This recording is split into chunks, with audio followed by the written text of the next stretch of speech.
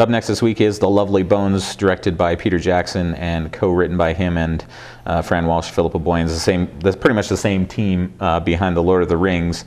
And this is kind of a surprising disappointment from Jackson because, I mean, obviously, you know, there's a good deal of visual effects in the film, and he handles all of that, you know, as well as you would expect. But there's a large shift in tone throughout the movie, and it really doesn't have that sense of connection with the characters. There's really no heart to it, so it just really becomes kind of a visual effects extravaganza, and there's really no connection. And it's about a young girl who is murdered when she's 16, and the opening narration reveals that. I don't think we're going to give anything away, but she's murdered when she's 16, and so she spends, you know, most of the movie kind of trapped in limbo between Earth and heaven, and that's really where all the visual effects come in. And then the other portion of the movie is her family trying to deal with the loss and catch her killer. Yeah.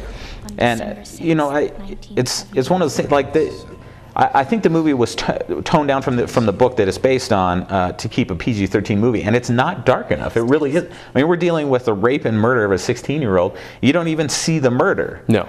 And you know, and I don't demand that out of a movie, but I mean, this is serious stuff, and too much of the movie is whimsical, really. Yeah. And that's really.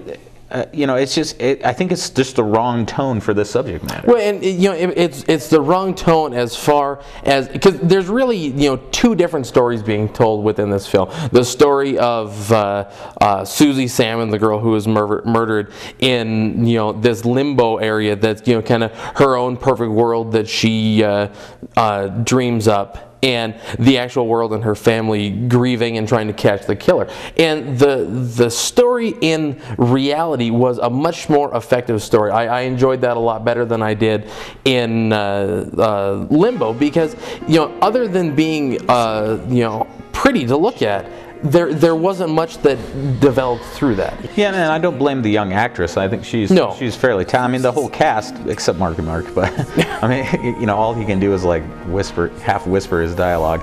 I can't figure why he keeps being put in movies, but yeah, you know, for the rest of the cast, even Stanley Tucci.